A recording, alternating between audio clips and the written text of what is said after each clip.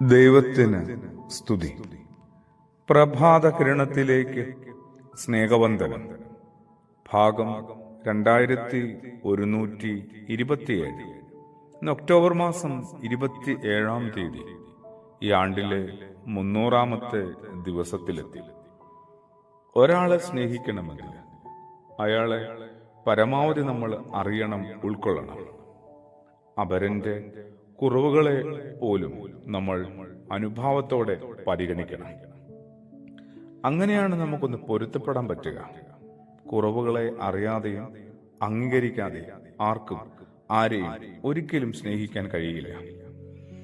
ഞാൻ നിങ്ങളെ സ്നേഹിച്ചതുപോലെ അതുപോലെ തന്നെ ആയിരിക്കണം നിങ്ങളും പരസ്പരം സ്നേഹിക്കേണ്ടത് എന്നാണ് ക്രിസ്തുയേശു ഓർമ്മപ്പെടുത്തുന്നത്. കുരിശില് പ്രാണൻ വെടിയുന്നതുവരെ ആ സ്നേഹത്തിന്റെ അളവ് പ്രകടിപ്പിച്ചുകൊണ്ടേയിരുന്നു. തുടർന്നും ആ സ്നേഹം നിലനിൽക്കുന്നില്ലേ? കൂച്ചുവിലങ്ങൾ ഇടുന്നതൊന്നും സ്നേഹമല്ല.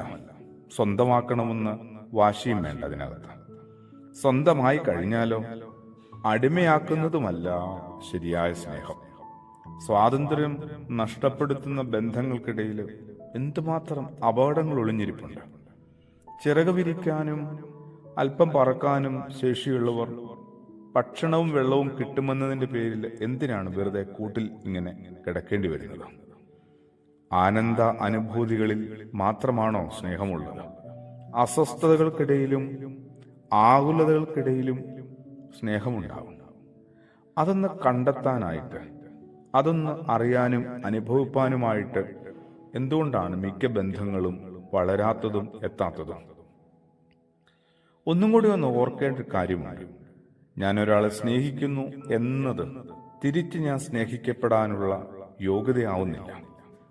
സ്നേഹിക്കുന്നു എന്നതുകൊണ്ട് തിരികെ സ്നേഹം കിട്ടാനായിട്ട് എനിക്ക് വലിയ അവകാശമൊന്നുമില്ല.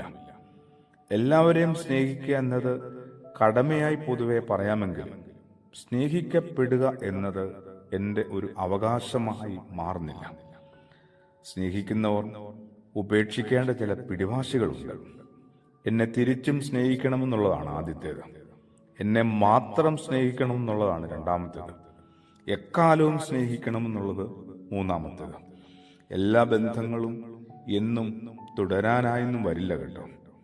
സ്നേഹിക്കാനുള്ള കാരണങ്ങളൊക്കെ അപ്രസക്തമാകുമ്പോൾ ആ ബന്ധങ്ങൾ പതിയെ അവസാനിക്കും. ആദരവോടെ സ്നേഹിക്കാൻ കഴിയുന്നവർക്കാണ്, ആദരവോടെ ഓർക്കാൻ കഴിയുന്നവർക്കാണ് അവസാനം വരെ കൂടെ നിൽക്കാൻ കഴിയുക. ഈ അവസാനം വരെ ആരാവും കൂടെ നിൽക്കുക? അതൊരു വല്ലാത്ത ചോദ്യമാണ് കേട്ടോ. ക്രിസ്തുയേശുവിനോടൊപ്പം ആരൊക്കെ ഉണ്ടായിരുന്നു? ക്രൂശിന്റെ പരിസരം ഒന്ന് പരിശോധിച്ചാൽ ആർക്കും വെളിപ്പെടും. അതുകൊണ്ട് തന്നെ കുറെ കൂടി ആദരവോടെ സ്നേഹിക്കാനായിട്ട്, ആദരവോടെ ഓർക്കാനായിട്ട് പരസ്പരം എല്ലാവർക്കും സാധിക്കട്ടെ. ആമേൻ.